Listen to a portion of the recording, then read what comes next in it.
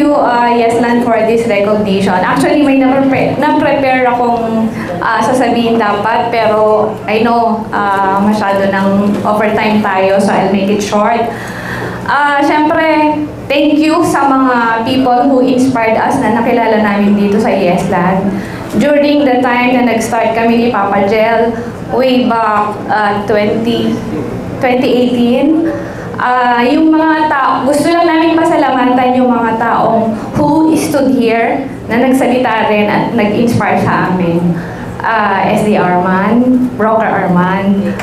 Siyempre, ikaw na ang next, SD Omar.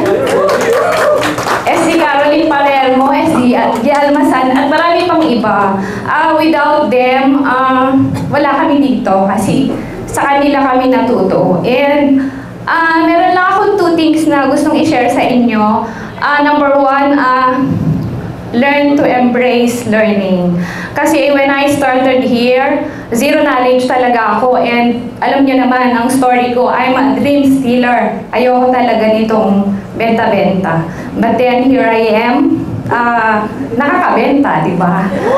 That is because na-inspire ako sa mga taong nagsasalita dito noong mga nag-uumpisa pa lang kami ni Papa Jel. And we really appreciate that. And sa inyo na nandito ngayon, thank you na nandito kayo kasi you are here to listen to us. Kasi story namin ito, and later on, aakyat din kayo dito, you will tell your story, and may inspire nyo rin yung mga bago natin kasama dito. Sabi nga ni Brother Bruce kanina, swerte natin kasi meron tayong collaboration mentality dito sa Yeslan. Kasi dito hindi natin tinitingnan na competitor ang bawat isa. Tinitingnan natin na we are one family. No man is an island, right? Tayo kailangan natin ng bawat isa. We will thrive in this industry, lalo na pag sama-sama tayo at nagtutulungan tayo. Ako, madalas nagtatanong ako, nag-PPM ako sa mga kakilala natin dito. Kasi as a broker, expected kami na alam namin ang industry, right? Pero ako na nag-start ako, talagang wala akong alam sa pagbebenta. Tanungin na ako ng real estate laws, masasagot ko kayo. Pero when it comes to selling, talagang wala akong alam. So nag-start ako, nagtatanong ako kay SD Alice, SD, lahat dito. And they are very willing to help. Kaya sa mga bago na nag-start, hingi lang kayo ng tulong kasi nandiyan naman sila to help us. So, yun lang.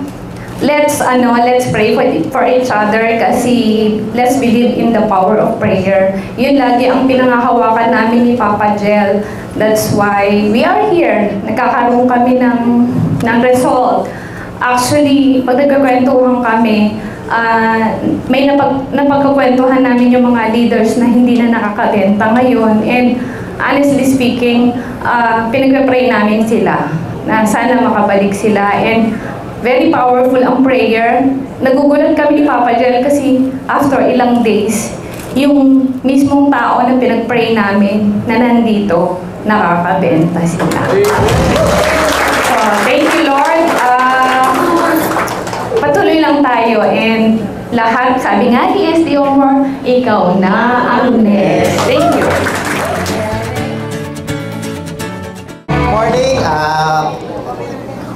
Thank you, Lord. Thank you, Lord. Happy New Year sa ating lahat. And I just want to tawag dito. Sabihin nga natin shift. Shift. Ayan. So, ito kasing dumaang 2023 talagang medyo challenging para sa akin. Pero at the same time, naging sobrang daming learnings. And yung mga unexpected talaga nangyayari. Niligay ko dati sa aking dream board. Sino may dream board dito or dream wall? Ayan, lagay nyo lang yan kasi talagang mangyayari yan. Naglagay ako doon dati ng parang Boracay. Sino dito nakapunta na sa Boracay? Ayan, di ba? Nakita ko video mo. Video natin yun. Ayan, naglagay ako doon ng Boracay, pero wala pang incentive noon si Yesland. So, yung wife ko, nag-usap kami, book tayo. Isang taon kasi yan, para promo.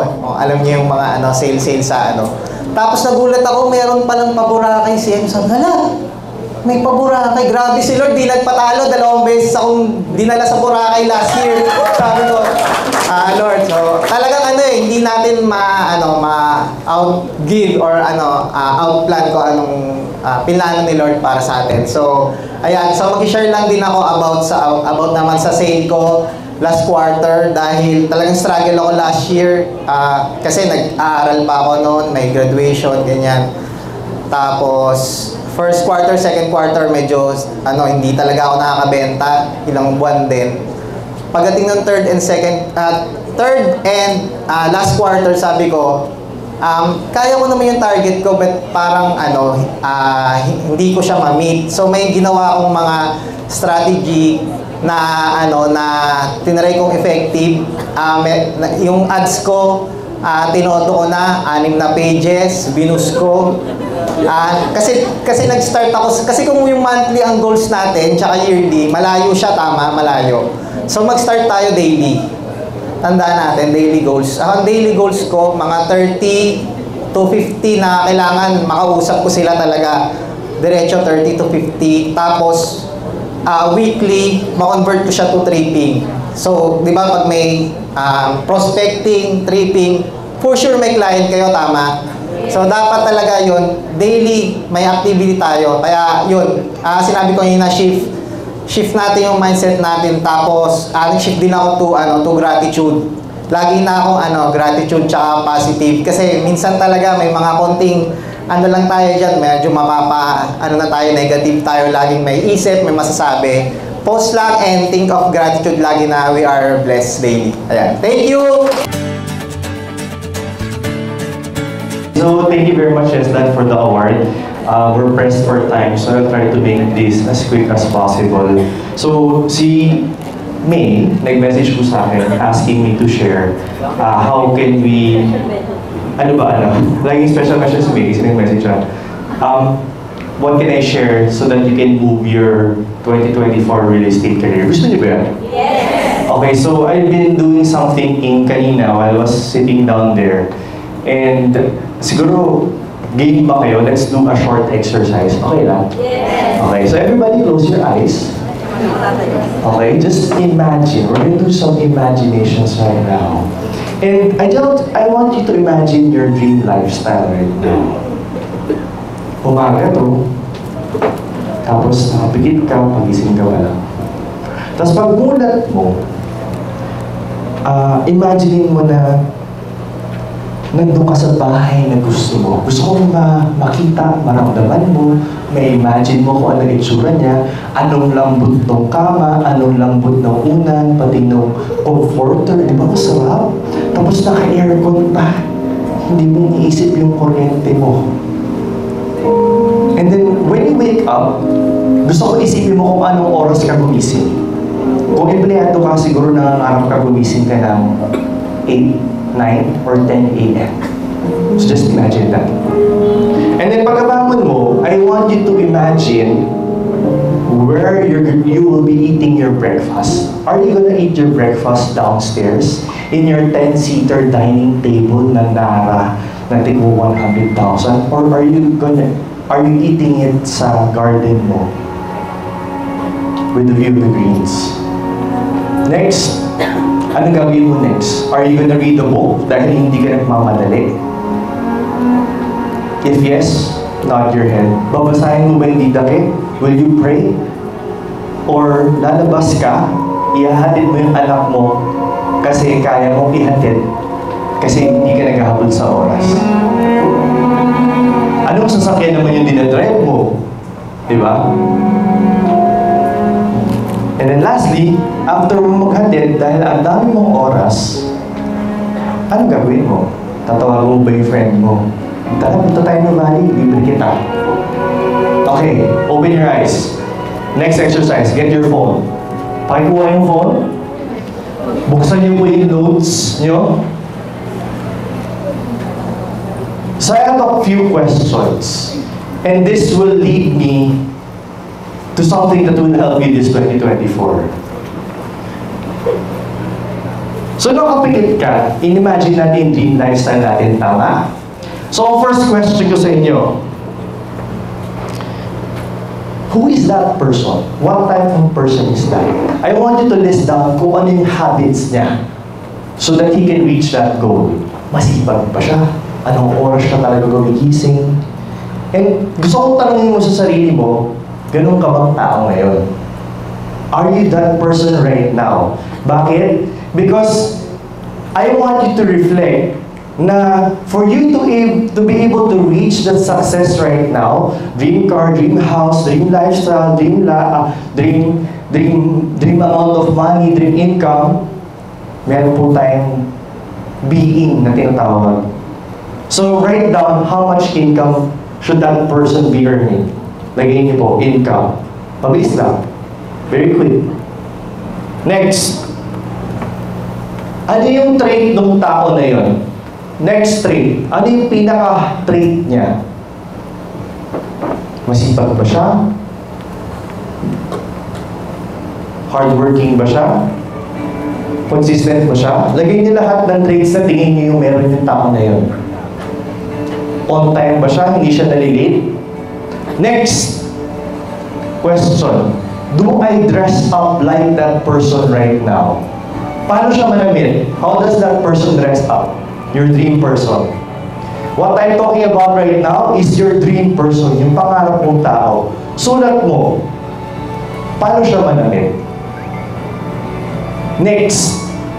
Paano siya manalita? How does that person talk? Maingay ba? Parang bungangera or malumanay? Write it down. Ito yung pinaka-importanting question ko. Look at me. Everybody look up. Ang question sa inyo ngayon, are you that person right now? Are you that person right now? Yung pangarap mo? Write it down. Be honest. Be brutally honest. Bakit? Maybe the reason why you're struggling and you will struggle this 2024 because you've been blind. Ang pangarap mo lang, maging tulad ni SD Omer, ni SD Arman, ni Papa Jel, nakakabenta. Pero nakakalimutan natin na yung tao na gusto mong maging in the future, merong pag-uugali na kailangan trabahuin. So this is just a reminder. This 2024, don't focus. You don't need yung benta. Don't need that. Hindi mo kailangan mag-focus doon. Hindi mo kailangan yung sales volume na 10 million per month. Ang kailangan mo lang gawin this year is just to focus on being that person that you need to be. Kailangan, for example, me this year, I want to be better. Gusto ko matuto mag-calendar. If you're fickle-minded, hindi ka makapag-desisyon, this year, i-target mo. Pag mayaman, di ba, magaling na decision maker? Write it down. I will become a good decision maker this year. If tamad ka at hindi ka late ka lagi, I will be on time this year. I will be magiging masipag ako this year. My point is, wala tayong pakialam sa benta, sa sales volume, but at the end of the day, ang importante po is you work on yourself and you focus on becoming the person that you need to be para ang hahabol sa iyo yung benta, hindi ikaw yung naghahabol sa benta. Yun lang po. Again, this year, focus on becoming the person that you must be. Huwag niyo pong isipin yung benta namin because sumunod na lang siya because masipag po kami. Consistent po kami. Yun lang po. Thank you.